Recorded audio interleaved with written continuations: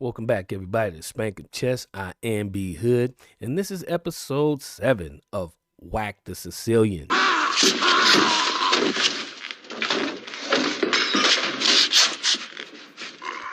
In this particular episode, we'll be going over another Sicilian repertoire that I began to learn is by using the Alapin Sicilian. Now, in this particular game, opponent chooses to what we call create an isolated queen pawn structure. The isolated queen pawn, or the IQP, is a central pawn on d4 without any immediate support from other pawns. It's a double-edged weapon, and it can be used as a strength or a weakness depending on how it's handled. As white, I'm going to embrace the challenge of managing the isolated pawn with precision and foresight. Check it out. Hi-yow! Here we go again. Dynamic and tactical game. A3. And now, here we go. Welcome back, everybody, to Spankin' Chess. I am B Hood. Check it out. Before we get into today's video, I want you to hit that like button, pound that subscribe bell, and leave a comment, because every subscription and every like means the world to me, and we can beat this algorithm so I can keep giving you these videos and these insights. Check it out. So in this particular game here, I'm white, as you can see on the bottom. I'm on the bottom of the board, and my fellow opponent is Ricardo Sank.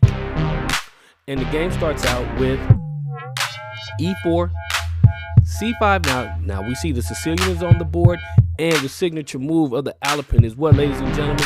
c3. My opponent goes d5. Now in this position here, this can lead to what I mentioned before, the isolated queen pawn structure, and I'll show you here. E captures on d5, queen captures on d5, and now here's the move here, ladies and gentlemen. Boom, d4. This will lead to the isolated queen pawn structure. C captures on d4.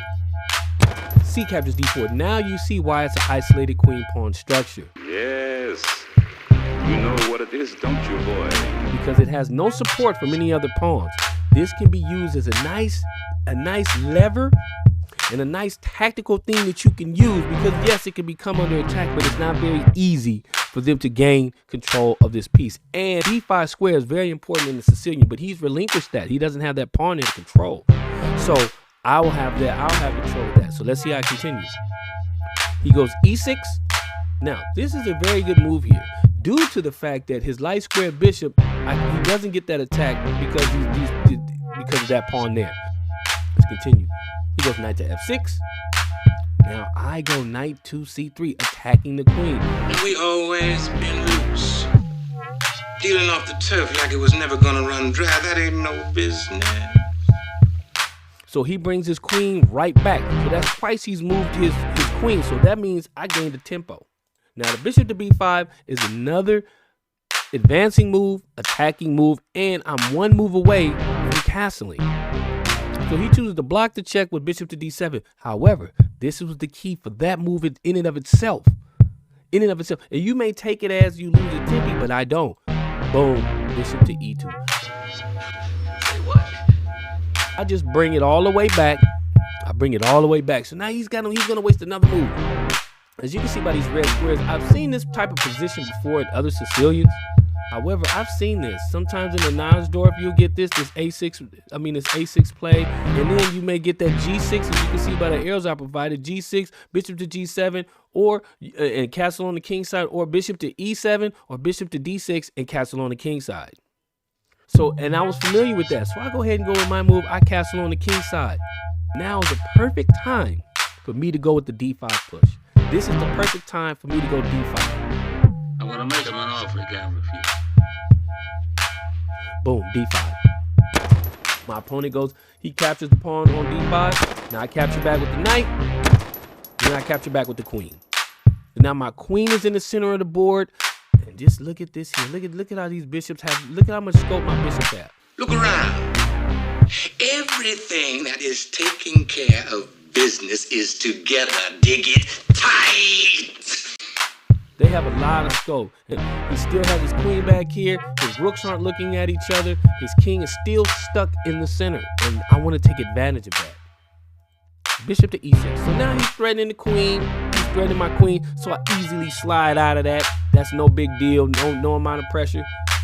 Bishop to E7. So as you can see, he's preparing the castle. His bishops are very well placed. They're in the center of the board. Now these lines are provided for the knight, and he's about to castle on the king's side. But as you can see, my queen is eyeing that juicy H7 square. That is strength, boy. That is power. Let's go. Rook to D1. Do this with tempo. Now he's gonna have to move the queen, put something in the way, and that's just another advancing play for me myself. Then I'm gonna continue to keep up the pressure. Therefore, shut up, don't say that, don't speak to me, don't look at me. Now I go bishop to E3, another tempo move. This is a stripping game, partner. Where my B2 pawn is hanging, but however, that's gaining tempo. That was basically gonna be a sacrifice there. He goes queen to B4, attacking my queen. So I go knight to D4, attacking the bishop, attacking his knight. However, I understand if he captures, you'll see. Let's see here. Boom. Knight captures on D4. Now bishop captures on D4. Now I'm attacking. The loose pawn on G7. Doesn't want to castle on the queen side because now this file is open up. It's easy for this. Ooh-wee. He doesn't want to castle on the queen side. And you better go on back out there and get out of my face before you get swole. Side, and now you see where he goes wrong. Remember I told you about that H7 square? Look, and you see the evaluation bar shoot up once Stockfish calculated. Pow, right there. That was a key move. Now you see how that isolated queen pawn could turn into a nightmare for your opponent. I do make an error. I calculated him doing this. Boom. He goes G6. Key move where I slip. Boom. Queen to E5. Right then, he just loses. He loses. He's gonna lose the bishop. It's going all bad. It's just gonna be all bad. But what do I do? I go H4. Man, that was a sucker move, man. Stupid fuck! Look at you now! In this position here, let Stockfish go ahead and ramble on. Look at that. Look, that's damn near a winning position. That is a winning position. +5. And what do? Some lame sucker move like H4. So now he goes queen to D6. So I said, I'm going to take this right out of the James Canty page book. Man, keep up the attack. Keep up the bum rush. You know, hit him before you split him. Ain't that right? Let's go. Bishop to F5. But what do we call those squares? The F4 and F5 square, ladies and gentlemen. We call them the FU square. So bishop to FU. I drop my queen back to E3. He captures my bishop on D3. Rook captures on D3. So now I have a nice discovery going on with my bishop that is sitting on D4. Bishop to F6. He was not aware, or they were not aware of, as you can see by the error I provided when he made that move. Boom, the pin on his queen and his rook. So of course, you know I do that easily. Queen to E5. Rook captures on F1, F8. Pawn captures on G6. So I said, but you know what? We're going to ultimately end up trading out, and I'm just going to destroy his king side and rely on my wits. So he captures back. Now I drop back to protect the B2 square. And there's problems looming. He doesn't want to trade. Now I could have went with this isolated pawn here. That may have been a bad move, but I think I could have handled that. Okay, so now my opponent goes queen to B5. Queen to B5. So now what he wants to do is he's trying to take some pieces now here too, but it's too far, too little, too late. I respect your ambition, Willie, but you got to have vision. It's too little, too late, because right here, pow. Queen to E6 check, king to G7, rook to D7 check, king to H6.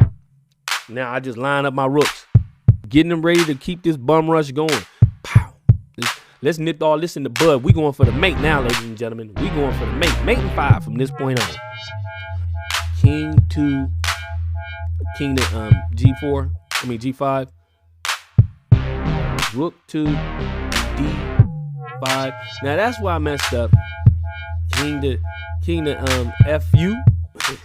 King to FU, and then queen to G3, then queen to E3 checkmate. My opponent played well, but I ended up seizing the advantage, and I can most say that this Alapin Sicilian is working well. Now, I have had some losses, which I will be showing, and I'll be showing why. Because I'm still learning it out. I've got about, I'd say about 6 or 7 games altogether, and I think the record is roughly about even. But I'll definitely be doing a video on that, in particular one that I just did against one of my fellow friends on chess.com, Kid Rajneesh, where it made a transposition into the advanced French variation, and he got me caught up in that, made some pretty good moves there. I got spanked. So when you go C3 and they go D5, the key move is to capture that pawn. Queen captures, and you go D4.